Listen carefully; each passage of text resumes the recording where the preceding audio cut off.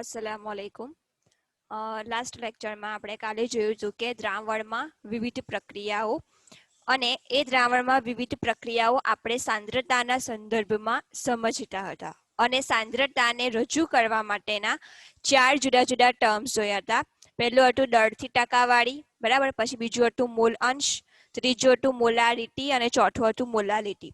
આ ચારે ચાર વિશે આપણે કાલે અભ્યાસ કર્યો હતો. આપણે મોલારિટીની અંદર એક ઇક્વેશન જોવાનું બાકી રહી ગયું હતું, જેના વિશે આપણે કીધું હતું કે આપણે નેક્સ્ટ લેક્ચરમાં ચર્ચા કરીશું. તો આજે સૌથી પહેલા ઇક્વેશન સમજી લઈશું અને ત્યાર પછી આપણે નવું ચેપ્ટર સ્ટાર્ટ કરીશું. તો આપણે જોયું હતું કે મોલારિટીની ડેફિનેશન શું છે કે 1 લિટર દ્રાવણમાં દ્રાવ્ય થતા પદાર્થના મોલને શું કહેવામાં આવે છે? મોલારિટી કહેવામાં આવે છે. તો એની ઉપરથી આપણે મોલારિટીનું ઇક્વેશન હતું કે મોલારિટી બરાબર દ્રાવ્યના મોલ છેદમાં દ્રાવણનું કદ લીટરમાં. બરાબર, આપણું ઇક્વેશન હતું. હવે આના પછી આપણે જોયું હતું કે જો મારી પાસે NaOH ના દ્રાવણ વિશે સમજૂતી આપેલી હતી કે 1 મોલર NaOH હોય એનો અર્થ શું થાય કે 1 લિટર દ્રાવણમાં NaOH નો 1 મોલ ઓગાળેલ છે. બરાબર, હવે આપણે જોયું હતું કે 1 લિટર બરાબર થશે 1000 ml. બરાબર, હવે મારે 1 મોલર NaOH માંથી મારે 0.2 મોલર NaOH બનાવવું હોય તો હું શું કરીશ? બરાબર, આના માટે આપણે પદ મૂક્યું હતું કે જો 1 મોલર NaOH બનાવવા માટે 1000 ml પાણીની જરૂર પડતી હોય, બરાબર, ડેફિનેશન પ્રમાણે જો 1 મોલર NaOH બનાવવા માટે મને 1000 ml પાણીની જરૂર પડતી હોય અથવા તો 1000 ml દ્રાવકની જરૂર પડતી હોય તો મારે 0.2 મોલર NaOH બનાવવા માટે કેટલા ml પાણીની જરૂર પડશે? બરાબર, આ સિમ્પલ ગણિતનું પદ છે. આ રીતે મૂકવાનું, આનું સાદુરૂપ આપીશું તો કેવું અપાશે? 0.2 ગુણ્યા 1000 છેદમાં 1. બરાબર, આન્સર શું આવશે? 200 ml. બરાબર, એટલે કે હું શું કરીશ કે જે મારી પાસે 1 મોલર NaOH નું જે 1 લિટર દ્રાવણ હતું અથવા તો 1000 ml દ્રાવણ હતું એની અંદરથી હું માપીને 200 ml કાઢી લઈશ. બરાબર, 200 ml દ્રાવણ આની અંદરથી કાઢી લઈશ એટલે આની અંદર 800 ml બાકી રહેશે. શા માટે? કારણ કે મેં 200 ml કાઢી લીધા. હવે જે આ 200 ml છે એની અંદર ફરીથી હું ચોખ્ખું પાણી ઉમેરીશ. કેટલું? 800 ml, અને એનું કદ કેટલું કરીશ? 1 લિટર. બરાબર, આ 200 ml નું કદ મારે કેટલું કરવાનું? 1 લિટર કરવું હોય તો હું શું કરીશ? એની અંદર બીજા 800 ml વધારે નાખીશ તો જે 1 લિટર દ્રાવણ બનશે એ દ્રાવણની મોલારિટી કેટલી હશે? 0.2 મોલર. આ એક મેથડ છે. હવે જે નવું ઇક્વેશન છે કે જેની મદદથી આપણે આ જ ગણતરી કરી શકીએ છીએ અને જે આપણે પ્રેક્ટિકલમાં પણ કામ લાગશે એ ઇક્વેશન વિશે ચર્ચા કરી લઈએ.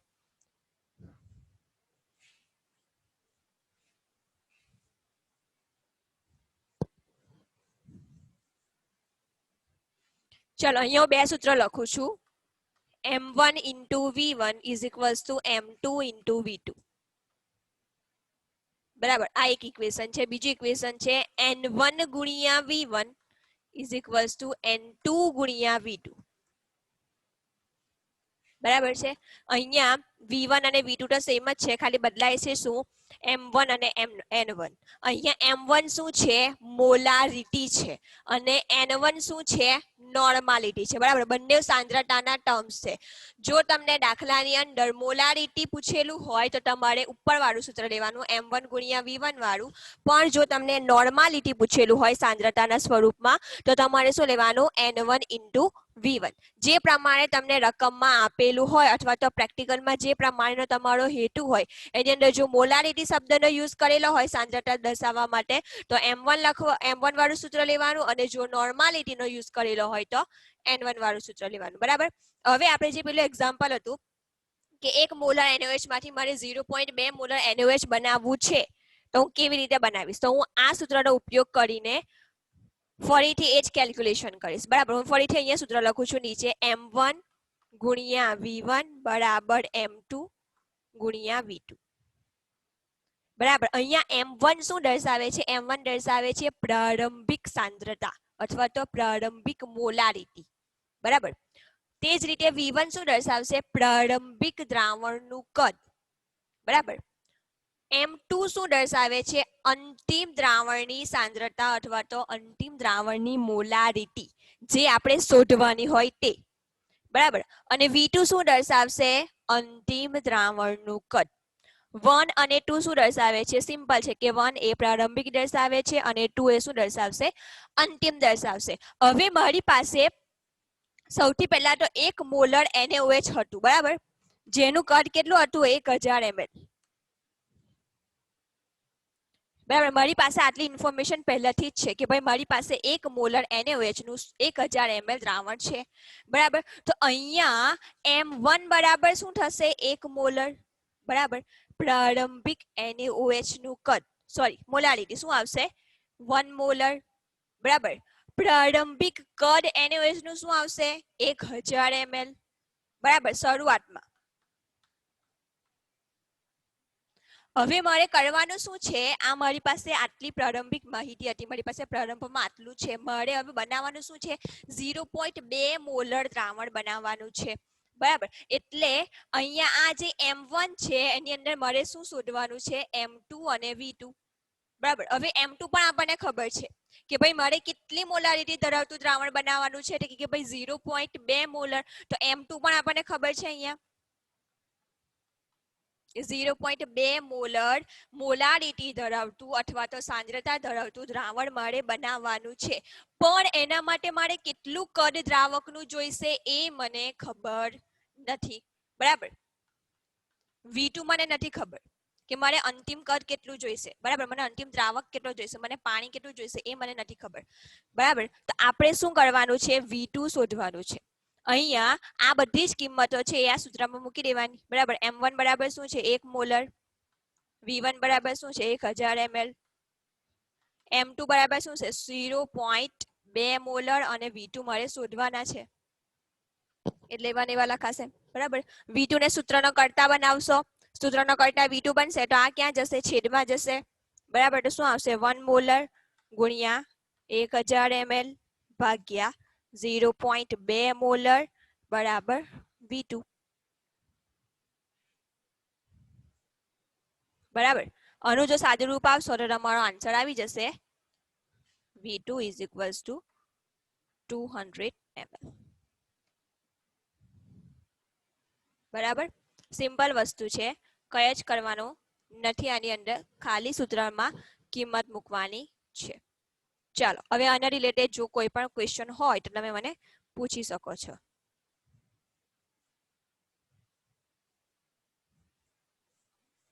હવે આપણે આપણા નવા ચેપ્ટર પર જઈએ. ચેપ્ટર નંબર 2 પરમાણુનું બંધારણ.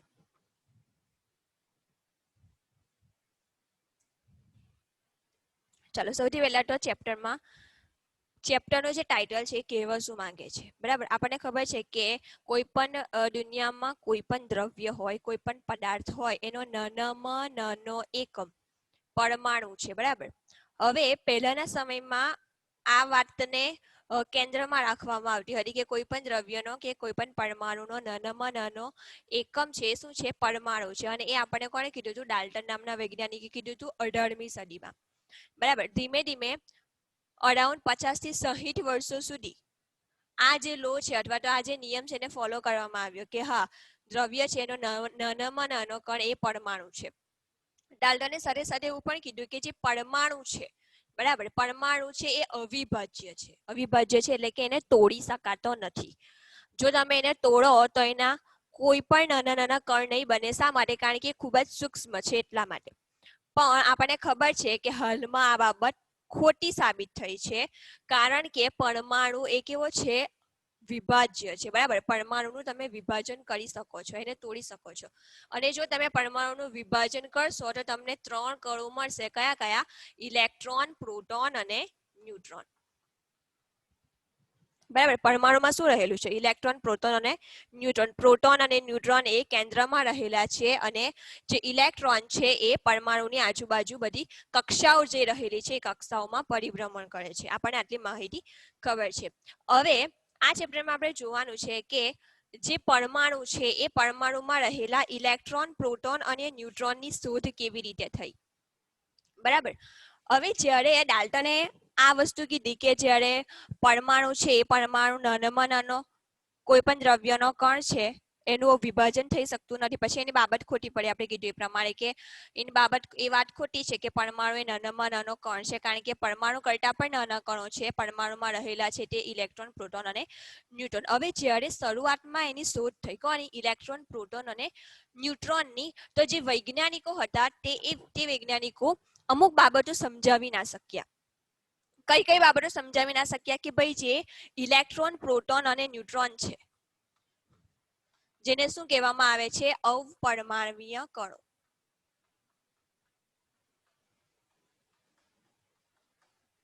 બરાબર. ઇલેક્ટ્રોન, પ્રોટોન અને ન્યુટ્રોનને શું કહેવામાં આવે છે, અવપરમાણવીય કણો. તો આ જે ઇલેક્ટ્રોન, પ્રોટોન અને ન્યુટ્રોન છે એ કયા સમયે અને કઈ કન્ડિશનમાં સ્થાયી થશે અને કઈ કન્ડિશનમાં એક્ટિવ થશે. બરાબર. એ સ્ટેબલ ક્યારે બનશે અને એ એક્ટિવ ક્યારે બનશે એ વૈજ્ઞાનિકો સમજાવી શક્યા નહીં. ક્યારની વાત છે આ, 18મી સદીની વાત છે. 18મી સદીના અંતથી 19મી સદીની શરૂઆતની વાત છે આ. પછી બીજી વસ્તુ કઈ સમજાવી ના શક્યા કે જ્યારે કોઈ પણ બે પરમાણુ હોય જુદા જુદા અથવા તો બે તત્વો હોય, દાખલા તરીકે આપણે વાત કરીએ કે સોડિયમ અને પોટેશિયમ બંને એક જ સમૂહના તત્વો છે. તમે ત્રીજા ચેપ્ટરમાં ભણશો. બરાબર. સોડિયમ અને પોટેશિયમ બંને એક જ આવર્ત કોષ્ટકમાં બંને એક જ સમૂહના તત્વો છે. હવે એક સમૂહના તત્વો હોવાને કારણે તેમના કેટલાક ભૌતિક અને રાસાયણિક ગુણધર્મોમાં સિમિલારિટી જોવા મળશે. બરાબર. સરખાપણું જોવા મળશે. પણ વૈજ્ઞાનિકો તે વખતે સમજાવી ના શક્યા કે કોઈ પણ બે તત્વો હોય તો તેમના ભૌતિક અને રાસાયણિક ગુણધર્મોમાં શું સમાનતા રહેલી છે. બરાબર. પહેલી બાબત કઈ હતી કે ઇલેક્ટ્રોન, પ્રોટોન અને ન્યુટ્રોન ક્યારે સ્થાયી બનશે અને ક્યારે એક્ટિવ બનશે એ ના સમજાવી શક્યા. બીજું શું ના સમજાવી શક્યા કે સોડિયમ અને પોટેશિયમ છે, એટલે કે દાખલા તરીકે કોઈ પણ બે જુદા જુદા તત્વો છે તો એ બે જુદા જુદા તત્વો વચ્ચે ભૌતિક અને રાસાયણિક ગુણધર્મમાં શું સમાનતા રહેલી છે. બરાબર. તે સમજાવી ના શક્યા. ત્રીજી વસ્તુ કઈ સમજાવી ના શક્યા કે જ્યારે બે કરતા વધારે પરમાણુઓ ભેગા થાય તો શું બને આપણને ખબર છે, અણુ બને છે. બરાબર. બે કરતા વધારે પરમાણુઓ જો ભેગા થાય તો શું બને છે, મોટો અણુ બને છે. તો આ જે અણુ બને છે એ કેવી રીતે બને છે. બરાબર. એની કેમિસ્ટ્રી શું છે, એનું રસાયણ શું છે એ પણ વૈજ્ઞાનિકો સમજાવી શક્યા નહીં. અને ચોથી બાબત શું સમજાવી ના શક્યા કે જ્યારે કોઈ પણ તત્વ છે, હવે એ કોઈ પણ તત્વ હોય એ સંક્રાંતિ અવસ્થામાં જાય, તેના ઇલેક્ટ્રોન છે તે કેવી રીતે જાય એ બધું આપણે આગલા ચેપ્ટરમાં ભણીશું. પણ તમારી બુકની અંદર જે લાક્ષણિકતા છે, છેલ્લી લાક્ષણિકતા છે એમાં લખેલું છે કે એની કોઈ પણ તત્વ છે એ પોતાની અંદરથી વિદ્યુત ચુંબકીય વિકિરણનું ઉત્સર્જન કરે છે. બરાબર. વિદ્યુત ચુંબકીય વિકિરણનું ઉત્સર્જન ક્યારે કરે, જ્યારે કોઈ પણ પદાર્થ છે અથવા તો કોઈ પણ તત્વ છે એ સંક્રાંતિ અવસ્થામાં જાય.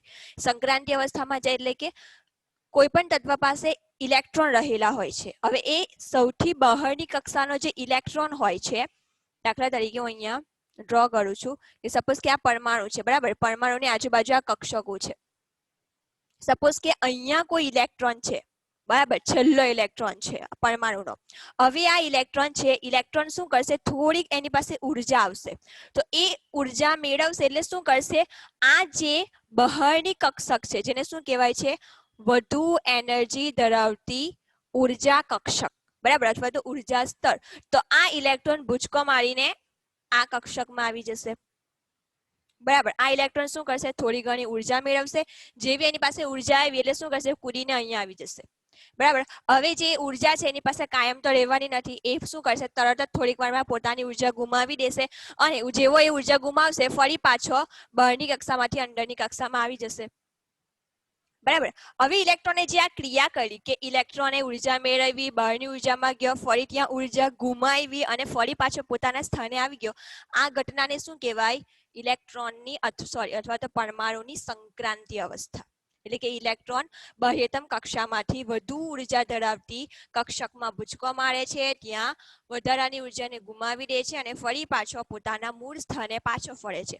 હવે જે આ ક્રિયા કરે છે તો એ દરમિયાન જે ઇલેક્ટ્રોન બહારની કક્ષામાં જે ઉર્જા ગુમાવે છે તો એ ઉર્જા કોના સ્વરૂપે ગુમાવે છે? વિદ્યુત ચુંબકીય વિકિરણના સ્વરૂપમાં ગુમાવે છે. એટલે કે અહીંયા જ્યારે ઇલેક્ટ્રોન અહીંયાથી ફરી પાછો પોતાની મૂળ અવસ્થામાં આવશે ત્યારે એક પ્રકારનું કિરણ છે, એ કિરણને શું કરશે? ઉત્સર્જન કરશે. બરાબર, અહીંયા પહેલા કિરણને શોષશે, પછી શું કરશે? ઉત્સર્જન કરશે. તો આ જે શોષવાનો અને ઉત્સર્જન કરવાની જે વિદ્યુત ચુંબકીય વિકિરણની લાક્ષણિકતા છે એ તે સમયના વૈજ્ઞાનિકો સમજાવી શક્યા નહીં કે શા માટે કોઈ પણ પરમાણુમાં વિદ્યુત ચુંબકીય વિકિરણનું શોષણ અને ઉત્સર્જન થાય છે એ ના સમજાવી શક્યા, અને સાથે સાથે આ વિદ્યુત ચુંબકીય વિકિરણોની લાક્ષણિકતા શું છે એ પણ તે સમયના વૈજ્ઞાનિકો સમજાવી શક્યા નહીં. તો આ જે 4 બાબતો હતી તે પહેલાના વૈજ્ઞાનિકો, પહેલાના સમયના એટલે કે 18મી સદીથી લઈને 19મી સદીના વૈજ્ઞાનિકો સમજાવી ના શક્યા. ત્યાર પછી ધીમે ધીમે સંશોધનો થયા, અને સંશોધનો કેવા થયા? આ જે અવપરમાણવીય કણો છે એટલે કે ઇલેક્ટ્રોન, પ્રોટોન અને ન્યુટ્રોન છે તે કેવી રીતે શોધાયા અને તેમનો સ્વભાવ શું છે એના વિશે ધીમે ધીમે શોધો હતા. એટલે સૌથી પહેલા આજે આપણે ભણીશું કે ઇલેક્ટ્રોનની શોધ કેવી રીતે થઈ.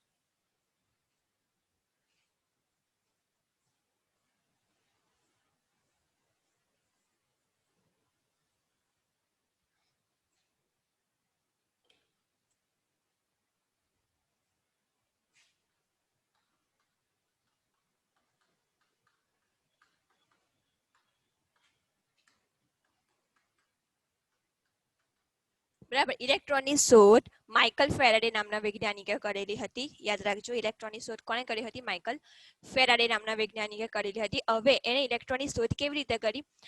તે સમયની અંદર વિદ્યુત વીજભાર નળીઓ અથવા તો વિદ્યુત વિભાર નળીઓ નું ખૂબ વધારે પ્રમાણમાં ચલણ હતું. એટલે કે વૈજ્ઞાનિકો ખૂબ જ વધારે પ્રમાણમાં તેને યુઝ કરતા હતા.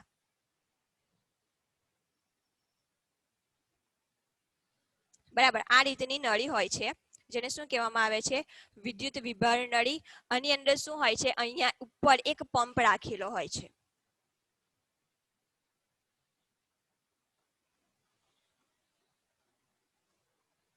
આ પંપ શું કરે છે? જો કોઈ પણ વાયુ હોય એ વાયુને તમારે અંદર દાખલ કરવો હોય તો આ પંપ દ્વારા તમે એને દાખલ કરી શકો છો, અને જો કોઈ વાયુને તમારે નળીમાંથી બહાર કાઢવો હોય તો પણ આ પંપ દ્વારા તમે કોઈ પણ વાયુને નળીમાંથી બહાર કાઢી શકો છો. બીજું કે આપણે જોયું એ પ્રમાણે કે આ પંપ છે એ શું કરશે? કોઈ પણ વાયુને નળીમાં દાખલ કરશે, સાથે સાથે કોઈ પણ વાયુને નળીમાંથી બહાર કાઢશે. એનું કામ એ છે. તો કહેવાનો અર્થ શું છે કે આ જે પંપ છે એ નળીની અંદર જે વાયુ છે એનું દબાણ વધારવાનું અને ઘટાડવાનું કામ કરે છે. બરાબર, અહીંયાથી જો તમે વાયુને દાખલ કરશો તો અહીંયા શું થશે? વાયુના અણુઓની સંખ્યા વધશે. જેમ જેમ વાયુના અણુઓની સંખ્યા વધશે તેમ શું થશે? દબાણ વધશે. બરાબર, હવે જેમ જેમ તમે અહીંયાથી વાયુના કણોને બહાર કાઢશો તો શું થશે? પ્રેશર ઓછું થશે, દબાણ ઓછું થશે. તો જેમ જેમ વાયુ અહીંયાથી બહાર નીકળશે તેમ તેમ દબાણમાં શું થશે? ઘટાડો થશે. એટલે આ પંપનું કાર્ય શું છે? વાયુઓના દબાણમાં વધારો અને ઘટાડો કરવાનો. પછી અહીંયા 2 ધાતુની પ્લેટો રાખેલી હોય છે. બરાબર, જેને આપણે કહીએ છીએ વિદ્યુત ધ્રુવ. બરાબર, 2 વિદ્યુત ધ્રુવો હોય છે ધાતુના. એક હોય છે કેથોડ અને બીજો હોય છે એનોડ. બરાબર, એક કેથોડ છે, બીજો એનોડ છે. આપણને ખબર છે કે કેથોડ પર કયો વીજભાર હોય? ઋણ વીજભાર હોય. અને એનોડ પર કયો વીજભાર હોય? ધન વીજભાર હોય. બરાબર, આ બંને વિદ્યુત ધ્રુવોને બેટરી વડે જોડેલા હોય છે.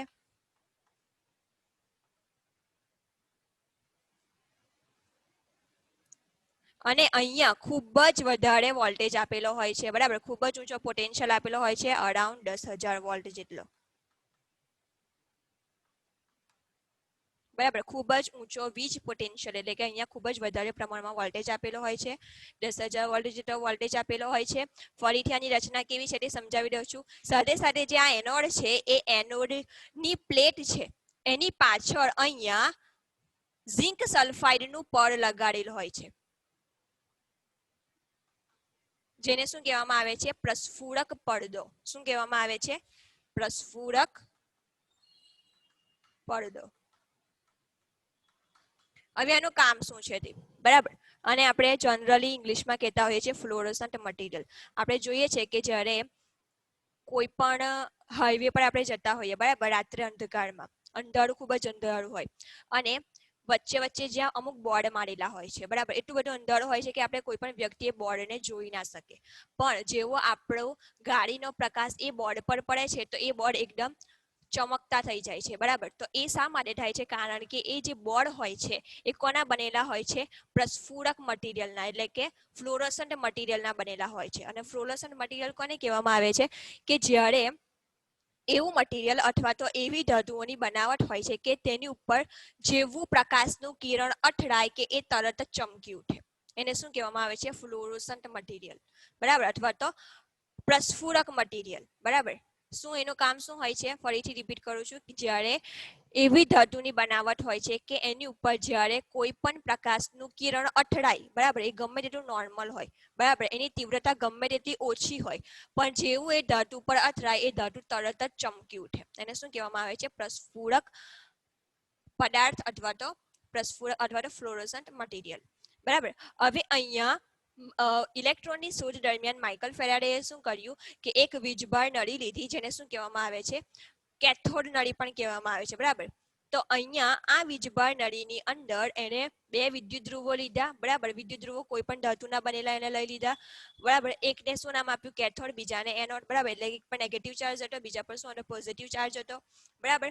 અહીંયા એને ખૂબ જ નીચા દબાણે વાયુ દાખલ કર્યો, નીચા દબાણે વાયુ દાખલ કર્યો અરાઉન્ડ 0.01 mm ઓફ Hg ના દબાણે, એટલે ખૂબ જ ઓછું દબાણ, ખૂબ જ ઓછું, એટલે કેમ ન ગણીએ કેવાય એટલું દબાણ. એટલે કે અહીંયા વાયુના અણુઓ હશે પણ કેવા હશે? ખૂબ જ ઓછા ઓછા હશે, બરાબર. પછી શું કર્યું એને? અહીંયાથી વોલ્ટેજ આપ્યો, બેટરી ઓન કરી, એટલે અહીંયા વિદ્યુત પ્રવાહ પસાર થશે અને આ જે વિદ્યુત પ્રવાહ છે ખૂબ જ વધારે પોટેન્શિયલ ધરાવતો છે, અરાઉન્ડ 10,000 વોલ્ટ જેટલો, એટલે ખૂબ જ વધારે પ્રમાણમાં છે. તો અહીંયા શું બનશે એ તમારે જોવાનું છે. જેમ જેમ અહીંયા કરંટ પાસ થશે, બરાબર, આ બાજુથી આ બાજુ અને આ બાજુથી આ બાજુ, જેમ જેમ કરંટ પાસ થશે તેમ તેમ આપણને ખબર છે કે કોઈ પણ ધાતુ છે એ ધાતુ કોની બનેલી હોય છે? તેના પરમાણુની બનેલી હોય છે, બરાબર. પરમાણુમાં શું હોય છે? ઇલેક્ટ્રોન, પ્રોટોન અને ન્યુટ્રોન. અત્યારે આપણને ખબર છે કે ધાતુની અંદર ઇલેક્ટ્રોન, પ્રોટોન અને ન્યુટ્રોન હોય, તે સમયમાં ના ખબર હતી, બરાબર. તો અહીંયા શું થશે? આ ધાતુની અંદર રહેલા જે ઇલેક્ટ્રોન છે એ ઇલેક્ટ્રોન આ કરંટને કારણે શું થશે? એકદમ એક્સાઇટેડ થશે, બરાબર, એકદમ એક ગતિ ઉર્જા મેળવશે. અને અહીંયા શું છે? જો અહીંયા પણ ખૂબ જ ઊંચો પોટેન્શિયલ છે, બરાબર, એનોડની ઉપર. હવે એનોડનો ચાર્જ કેવો છે? ધન છે. અને કેથોડનો ચાર્જ કેવો છે? ઋણ છે. એટલા માટે આ કેથોડ ઉપરથી અથવા તો જે કેથોડ તરીકે તમે જે ધાતુની પ્લેટ લીધેલી છે એ પ્લેટ ઉપરથી જેટલા ઇલેક્ટ્રોન હશે એ બધા ઇલેક્ટ્રોન એનોડ તરફ આકર્ષાશે. શા માટે? ઇલેક્ટ્રોનનો ચાર્જ કેવો છે? નેગેટિવ છે. નેગેટિવ ચાર્જ હંમેશા પોઝિટિવ ચાર્જ તરફ શું થાય છે? આકર્ષિત થાય છે. આપણને ખબર છે કે વિરુદ્ધ વીજભાર વાળા કોઈ પણ કણો હોય, બરાબર, જેનો ચાર્જ જુદો જુદો હોય, પોઝિટિવ અને નેગેટિવ હોય કે નેગેટિવ ને પોઝિટિવ હોય, ચાર્જ વિરુદ્ધ હોય તો તેઓ બંને એકબીજા પ્રત્યે શું પામે છે? આકર્ષણ પામે છે. તો અહીંયા જે ઇલેક્ટ્રોન છે એનો ચાર્જ કેવો છે? નેગેટિવ છે. એનોડનો ચાર્જ પોઝિટિવ છે. અહીંયા દબાણ પણ ખૂબ જ ઓછું છે વાયુનું, એટલે આ ઇલેક્ટ્રોન શું કરશે? સીધા ગતિ કરીને એનોડ તરફ આકર્ષાશે, બરાબર. હવે જે આ એનોડની પ્લેટ છે એ થોડી થોડી છિદ્રાળુ હોય છે, બરાબર, એટલે અંદર થોડો થોડોક સ્પેસ હોય છે. હવે જે આ સ્પેસ છે એ સ્પેસમાંથી શું થશે? આ કિરણો સીધા પસાર થઈ જશે અને પાછળ આપણે જે પ્રસ્ફુરક પડદો લગાડેલ છે, એટલે કે જે ZnS નું ઝિંક સલ્ફાઇડનું મટીરિયલ લગાડેલું છે, જેને આપણે કીધું કે ફ્લોરોસન્ટ મટીરિયલ છે, એની ઉપર અથડાશે, બરાબર. હવે આપણે કીધું એ પ્રમાણે કે ફ્લોરોસન્ટ મટીરિયલ એવું હોય છે કે તેની ઉપર જો પ્રકાશનું વીજભાર ધરાવતું કોઈ પણ કિરણ થોડુંક પણ પડે કે તેની તીવ્રતા નહીં જેવી પણ હોય તો પણ એ શું થશે? ચમકી ઉઠશે. એટલે જેવા આ કિરણો એનોડની પ્લેટમાંથી પસાર થઈને ઝિંક સલ્ફાઇડના પડ ઉપર પડે છે તો આ ઝિંક સલ્ફાઇડનું પડ ચમકવા માંડે છે, બરાબર. તો સૌથી પહેલા માઇકલ ફેરાડે શું નોટિસ કર્યું કે જો હું અહીંયાથી વિદ્યુત પ્રવાહ પસાર કરું છું તો વિદ્યુત પ્રવાહ પસાર થવાને કારણે અંદર કોઈક ક્રિયા થાય છે અને એ ક્રિયાને કારણે પાછળ જે પડદો લગાડેલ છે એ ચમકે છે. બરાબર. પહેલું ખાલી એને આટલું જ અવલોકન કર્યું. એ અવલોકન કર્યા પછી તેણે વિવિધ તારણો આપ્યા. હવે કયા કયા તારણો આપ્યા એની આપણે ચર્ચા કરી લઈએ. સૌથી પહેલું તારણ શું છે કે જે કેથોડ થી એનોડ તરફ જે કિરણો જાય છે, બરાબર, જે કિરણો એટલે કે ઇલેક્ટ્રોન સ્વરૂપે જે કિરણો જાય છે તે દ્રશ્યમાન નથી, એટલે કે આપણે તેને નરી આંખે જોઈ શકતા નથી. એ દ્રશ્યમાન નથી, આપણે જોઈ નથી શકતા કે ભાઈ કિરણ આમથી આમ જાય છે. પણ આપણને ખબર પડે છે કે કિરણોની દિશા કેથોડ થી એનોડ તરફ છે. શા માટે? કારણ કે જે પ્રસ્ફુરક પડદો આપણે લગાડેલો છે એ એનોડની પાછળ લગાડેલો છે, એટલે કિરણો આમ જાય તો જ એ પડ ચમકવાનું છે, જો આમ જતા હોય તો ચમકવાનું નથી. બરાબર. એટલે માઇકલ ફેરાડે શું દર્શાવ્યું કે જે કેથોડ કિરણો છે એ કેવા છે? અદ્રશ્યમાન છે. બરાબર. એમની દિશા કેવી છે? કેથોડ થી એનોડ તરફ.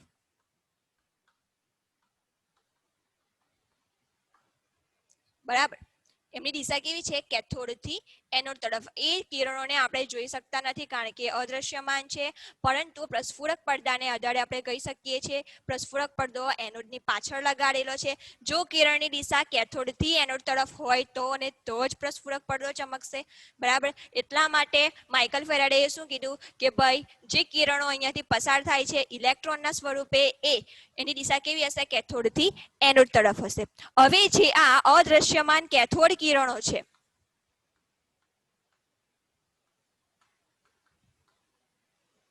અદ્રશ્યમાન કેથોડ કિરણો છે એ વિદ્યુતીય અને ચુંબકીય ક્ષેત્રની હાજરીમાં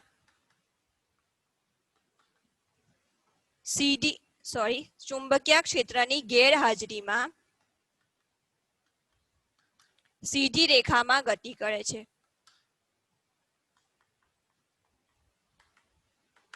બરાબર. મને એ નથી ખબર કે તમે ફિઝિક્સમાં ભણી ગયેલા છો કે નથી ભણી ગયા અત્યાર સુધી, પરંતુ ફિઝિક્સની અંદર એ નિયમ આવે છે ફ્લેમિંગના ડાબા હાથનો નિયમ. બરાબર. એ નિયમ પ્રમાણે જો કોઈ પણ વીજભારિત કણ, બરાબર, વીજભારિત કણ એટલે કે જો કોઈ પણ કણ નેગેટિવ ચાર્જ ધરાવતો હોય અથવા તો કોઈ પણ કણ પોઝિટિવ ચાર્જ ધરાવતો હોય એને શું કહેવામાં આવશે? વીજભારિત કણ. તો જો કોઈ પણ વીજભારિત કણને તમે ચુંબકીય ક્ષેત્ર અથવા તો વિદ્યુતીય ક્ષેત્રની વચ્ચેથી પસાર કરો, બરાબર, અથવા તો ચુંબકીય અથવા તો વિદ્યુત ક્ષેત્રની હાજરીમાં પસાર કરો તો એ જે વીજભારિત કણ છે એનું વિચલન થશે. વિચલન થશે એટલે કે સપોઝ કે હું અહીંયા કોઈ પણ ચુંબકીય ક્ષેત્ર અથવા તો વિદ્યુત ક્ષેત્ર લાગુ પાડું છું, બરાબર, અને કોઈ એક કિરણ છે, બરાબર, એ કિરણ કેવું છે કે જે વીજભારિત કણો ધરાવતું હોય. હવે આ વીજભારિત કણો આ દિશામાં ગતિ કરે છે. જેવા એ ચુંબકીય ક્ષેત્ર કે વિદ્યુત ક્ષેત્રની હાજરીમાં આવશે એમની ગતિની દિશા આવી થઈ જશે. શા માટે? કારણ કે તેઓ વિદ્યુત અથવા તો ચુંબકીય ક્ષેત્રની હાજરીમાં વિચલન દર્શાવે છે. વિચલન દર્શાવવું એટલે કે પોતાના માર્ગમાંથી ખસવું. બરાબર. અને કોના તરફ ખસશે? જે બાજુ વિદ્યુત ક્ષેત્ર અથવા તો જે તરફ ચુંબકીય ક્ષેત્ર હશે તે દિશામાં ખસશે. બરાબર. તો માઇકલ ફેરાડેએ શું કીધું કે જે આ કેથોડ કિરણો જે ટ્યુબમાંથી પસાર થતા હતા તો એ કિરણો જો ચુંબકીય ક્ષેત્ર અને વિદ્યુત ક્ષેત્ર ગેરહાજર હોય ત્યારે સીધી રેખામાં ગતિ કરે છે. પણ જો ચુંબકીય ક્ષેત્ર અથવા તો વિદ્યુત ક્ષેત્ર લાગુ પાડવામાં આવે તો તેઓ પોતાના માર્ગથી વિચલિત થાય છે. વિચલિત થાય છે એટલે કે પોતાના માર્ગથી ખસી જાય છે. જો હું અહીંયા ચુંબકીય ક્ષેત્ર લાગુ પાડીશ તો કિરણોની દિશા આ બાજુ થઈ જશે. બરાબર. હવે જો કિરણ સપોઝ કે અહીંયા કોઈ પણ ચુંબકીય ક્ષેત્ર અથવા તો વિદ્યુત ક્ષેત્ર છે, કિરણો આ તરફ જાય છે, જેવા એ ચુંબકીય ક્ષેત્ર કે વિદ્યુત ક્ષેત્રની હાજરીમાં આવે છે એમની દિશા બદલાઈ જાય છે. બરાબર. એટલે શું થાય છે? પોતાના માર્ગથી વિચલિત થાય છે. ક્યારે વિચલિત થાય છે? જ્યારે ચુંબકીય ક્ષેત્ર અથવા તો વિદ્યુત ક્ષેત્રની હાજરી હોય ત્યારે. એના ઉપરથી એને તારણ કાઢ્યું કે આ જે કેથોડ કિરણો છે એ કેથોડ કિરણમાં રહેલા વીજભારિત કણો એ નેગેટિવ ચાર્જ ધરાવે છે. બરાબર. અને એક સિમ્પલ વસ્તુ છે કે જો કોઈ પણ કિરણ હોય એની દિશા નેગેટિવ થી પોઝિટિવ તરફ હોય એટલે કે કેથોડ થી એનોડ તરફ હોય તો એ શું કરશે ભાઈ પોઝિટિવ ચાર્જ તરફ આકર્ષાશે. પોઝિટિવ ચાર્જ તરફ કોઈ પાર્ટિકલ ક્યારે આકર્ષાય જ્યારે બીજો પાર્ટિકલ એ નેગેટિવ ચાર્જ ધરાવતો હોય ત્યારે જ આકર્ષવાનો છે. બરાબર. એટલા માટે માઇકલ ફેરાડેએ શું કીધું કે આ જે કેથોડ કિરણો જે વીજભારિત કણો ધરાવે છે એ કેવા કણો ધરાવે છે? ઋણ વીજભારિત કણો ધરાવે છે. અને એને શું નામ આપ્યું? ઇલેક્ટ્રોન નામ આપ્યું. બરાબર. આ ઋણ વીજભારિત કણોને માઇકલ ફેરાડેએ શું નામ આપ્યું? ઇલેક્ટ્રોન નામ આપ્યું. બરાબર. અને થર્ડ વસ્તુ સૌથી છેલ્લી વસ્તુ એને શું કીધી કે જો આ કેથોડ કિરણનો આખો જે પ્રયોગ છે બરાબર આ વીજભાર નળીનો આખો પ્રયોગ છે એની અંદર જો તમે આ ધાતુની પ્લેટોને બદલી નાખો બરાબર સપોઝ કે હમણાં જે કોઈ પણ સપોઝ કે ઝિંક ધાતુનો તમે ઉપયોગ કરેલો છે બરાબર ઝિંકની જગ્યાએ તમે કોપર લગાવી દો કોપરના વિદ્યુત ધ્રુવો લગાવી દો પહેલા ઝિંકનો વિદ્યુત ધ્રુવ હતો પછી શું કરો વિદ્યુત ધ્રુવને બદલી નાખીને કોપરનો વિદ્યુત ધ્રુવ કરી નાખો સાથે સાથે અંદર જે તમે વાયુ ભરેલો હતો એ વાયુને પણ જો તમે બદલી નાખો તો પણ આ પ્રયોગના જે પરિણામો છે તે બદલાશે નહીં. પરિણામો એટલે કે જે રીતે અંદરથી કિરણો નીકળતા હતા એ રીતે કિરણો નીકળવાના છે. કઈ દિશામાં નીકળશે? કેથોડથી એનોડ તરફ જ નીકળશે. પ્રસ્ફુરક પડદો એનોડની પાછળ જ ચમકવાનો છે. બરાબર. તો આ જે પરિણામો છે એ બદલાતા નથી. એના ઉપરથી માઇકલ ફેરાડેએ શું કીધું કે જે આ કેથોડ કિરણો છે એ કેથોડ કિરણો એ આ વિદ્યુત ધ્રુવના સ્વભાવની ઉપર અને કોઈ પણ વાયુના સ્વભાવ ઉપર આધાર રાખતા નથી. તમે અહીંયા કોઈ પણ મટીરિયલ લઈ લો ધાતુનું એ આ જે કિરણો છે એ આ ધાતુ ઉપર પણ નથી આધાર રાખતા સાથે સાથે આ અંદર જે વાયુ તમે ભરેલો છે એ વાયુઓ ઉપર પણ આધાર રાખતા નથી. જેનાથી એણે મુખ્ય તારણ કાઢ્યું કે ઇલેક્ટ્રોન છે એ દુનિયાના જેટલા પણ દ્રવ્યો છે એ બધા જ દ્રવ્યોનો પાયારૂપ ઘટક છે. બરાબર. એટલે કે કોઈ પણ ઘટક હોય દુનિયાનો કોઈ પણ તત્વ હોય કોઈ પણ પરમાણુ હોય એની અંદર ઇલેક્ટ્રોન રહેલો જ છે અને આ ઇલેક્ટ્રોનનો ચાર્જ કેવો છે? ઋણ છે. બરાબર. ફરીથી રિપીટ કરું છું. કેથોડ કિરણ વીજભારની રચના કેવી રીતે છે? એક નળી રાખેલી હોય છે જેની અંદર પહેલા શૂન્ય અવકાશ ઉત્પન્ન કરેલો હોય છે પણ પછી ધીમે ધીમે આ પંપ દ્વારા ખૂબ જ નીચા દબાણે વાયુને ભરવામાં આવે છે. સાથે સાથે બે વિદ્યુત ધ્રુવો લેવામાં આવેલા હોય છે જે ધાતુઓના બનેલા હોય છે. કોઈ પણ આ જે પ્લેટ હોય છે એને ખૂબ જ ઊંચા પોટેન્શિયલ સાથે જોડવામાં આવે છે. હવે અહીંયા ખૂબ જ ઊંચો પોટેન્શિયલ આપવામાં આવે એટલે ખૂબ જ ઊંચો વોલ્ટેજ આપવામાં આવશે તો શું થશે અહીંયા જે ધાતુની પ્લેટ પર રહેલા ઇલેક્ટ્રોન છે બરાબર ધાતુમાં પણ શું હોય ધાતુ પણ પરમાણુની જ બનેલી હોય અને પરમાણુમાં ઇલેક્ટ્રોન હોય તો એ પરમાણુમાં રહેલા ઇલેક્ટ્રોન એનોડ તરફ આકર્ષાશે. શા માટે? કારણ કે એનોડનો વીજભાર છે કેવો છે? પોઝિટિવ છે. એટલા માટે ઇલેક્ટ્રોનની દિશા કેથોડથી એનોડ તરફની છે. બરાબર. એનોડ એ કેવો છે? છિદ્રાળુ છે. છિદ્રાળુ હોવાને કારણે આ કિરણો અંદરથી પસાર થઈ જશે અને પાછળ જે પ્રસ્ફુરક પડદો લાગેલો છે એની ઉપર અથડાશે.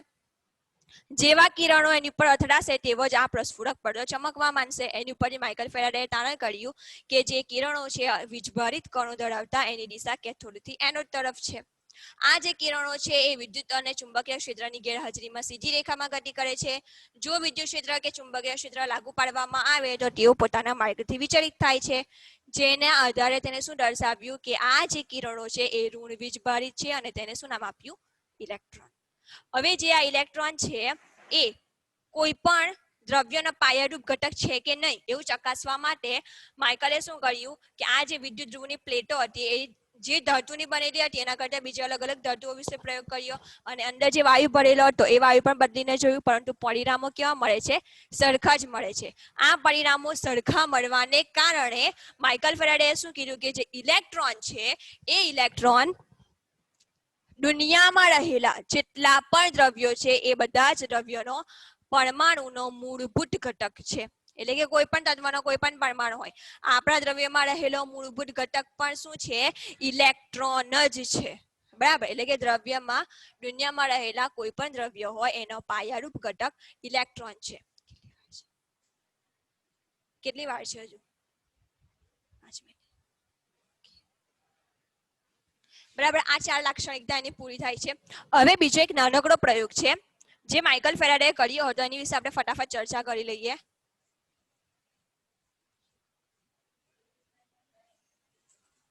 તમારી બુકની અંદર કમ્પ્લીટ ફિગર પાડેલી છે, એ ફિગર પાડવી અહીંયા થોડીક મુશ્કેલ છે, એટલા માટે હું તમને ખાલી એક્સપ્લેનેશન આપી દઉં છું, ફિગર તમારે જાતે જોઈ લેવાની. બરાબર. સપોઝ કે અહીંયાથી હું કેથોડ નળીના જે વીજભારિત કણો વાળી કેથોડ નળીના જે કિરણો છે, બરાબર, કેથોડ કિરણો, એ કેથોડ કિરણો નું પુંજ અહીંયા પસાર કરું છું. પુંજ એટલે કે સમૂહ. બરાબર. કેથોડ કિરણનું પુંજ હું અહીંયાથી પસાર કરું છું, આ દિશામાં જાય છે. બરાબર. હવે અહીંયા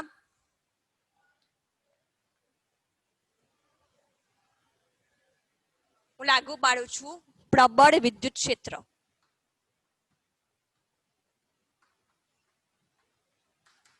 બરાબર. અહીંયા હું લાગુ પાડીશ પ્રબળ ચુંબકીય ક્ષેત્ર.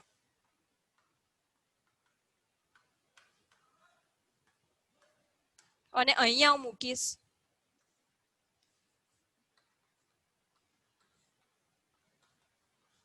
પ્રસ્ફુરક પડદો. હું મૂકીશ એટલે કે માઇકલ ફેરાડે એવું કર્યું હતું. બરાબર. ચાલો, અહીંયા શું કર્યું? માઇકલ ફેરાડે કેથોડ કિરણોને પસાર કર્યા. બરાબર. કેથોડ કિરણો આ દિશામાં જાય છે. હવે માઇકલ ફેરાડે સૌથી પહેલા શું કર્યું કે પ્રબળ ચુંબકીય ક્ષેત્ર એને લાગુ પાડ્યું, સોરી, વિદ્યુત ક્ષેત્ર લાગુ પાડ્યું, એટલે કે અહીંયા એને ખૂબ જ ઊંચા વોલ્ટેજ આપ્યો. ખૂબ જ ઊંચો વોલ્ટેજ આપવાને કારણે અહીંયા શું રચાશે? વિદ્યુત ક્ષેત્ર રચાશે. બરાબર. અહીંયા શું રચાશે? વિદ્યુત ક્ષેત્ર રચાશે. શા માટે? કારણ કે આપણે શું આપેલું છે? ખૂબ જ ઊંચો વોલ્ટેજ આપેલો છે. ખૂબ જ ઊંચો વોલ્ટેજ આપવાને કારણે અહીંયા પ્રબળ વિદ્યુત ક્ષેત્ર રચાય છે. હવે જ્યારે હું વિદ્યુત ક્ષેત્ર અહીંયા લાગુ પાડતી હોય તે વખતે ચુંબકીય ક્ષેત્ર લાગુ પાડવાનું નહીં. અહીંયા ચુંબકીય ક્ષેત્રની ગેરહાજરી બતાવવી નહીં, એટલે કે શૂન્ય હોય. બરાબર. તો જેવા આ કિરણો અહીંયા આવશે, પસાર થશે, અહીંયા વિદ્યુત ક્ષેત્રની હાજરીને કારણે આ કિરણો આ દિશામાં જતા રહેશે. બરાબર. આ કિરણો આ દિશામાં જતા રહેશે અને આ કિરણો આ દિશામાં જવાને કારણે અહીંયા અથડાય જ નહીં. અહીંયા અથડાય નહીં તો અહીંયા પ્રસ્ફુરક પડદો ચમકે જ નહીં. બરાબર. પછી શું કરીશ?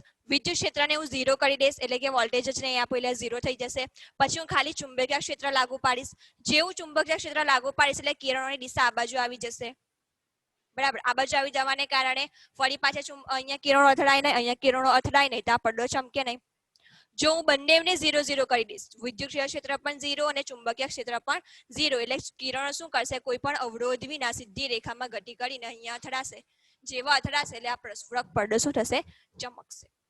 આ પ્રયોગ માઇકલ ફેરાડેએ કર્યો અને એના પરથી એને તારણ કર્યું કે જે આ કિરણો છે એ પ્રબળ વિદ્યુત ક્ષેત્ર અથવા ચુંબકીય ક્ષેત્રની હાજરીમાં વિચલન દર્શાવે છે. અને આના ઉપરથી માઇકલ ફેરાડેએ ઇલેક્ટ્રોનનો વીજભાર છેદમાં દળનો ગુણોત્તર શોધ્યો. બરાબર. જેને દર્શાવાય છે E/me. E એટલે કે વીજભાર અને me એટલે કે ઇલેક્ટ્રોનનું દળ, માસ ઓફ ઇલેક્ટ્રોન. અને આનો ગુણોત્તર મેળવીને એને કિંમત મેળવી કે ઇલેક્ટ્રોનના વીજભાર અને દળનો ગુણોત્તર 1.75 ગુણ્યા 1018 કુલંબ પર કેજી છે. બરાબર. માઇકલ ફેરાડેએ શું દર્શાવ્યું કે જે આ ગુણોત્તર છે એનું મૂલ્ય કેટલું આવે છે? 1.75 ગુણ્યા 1011 કુલંબ પર કેજી. હવે આ ગુણોત્તરના મૂલ્ય ઉપરથી બીજો એક વૈજ્ઞાનિક હતો, એ વૈજ્ઞાનિકે ઇલેક્ટ્રોનના ચાર્જનું મૂલ્ય એટલે કે ઇલેક્ટ્રોનના વીજભારનું મૂલ્ય કેટલું આવે છે એ શોધ્યું હતું તેલબિંદુ પદ્ધતિ દ્વારા, જેની ચર્ચા આપણે આવતા લેક્ચરમાં કરીશું. આ ચેપ્ટર છે થિયરી બેઝ ચેપ્ટર છે, ધ્યાનથી વાંચજો. સમજ પડે એવું ચેપ્ટર છે, પણ ધ્યાનથી સમજશો તો જ સમજ પડશે. બરાબર. એટલે આ જે ટોપિક છે એને ધ્યાનથી વાંચજો, રિવાઇઝ કરજો અને જાતે લખવાનો પ્રયત્ન કરજો. બરાબર. આગલા લેક્ચરમાં આપણે આગળ વધીશું.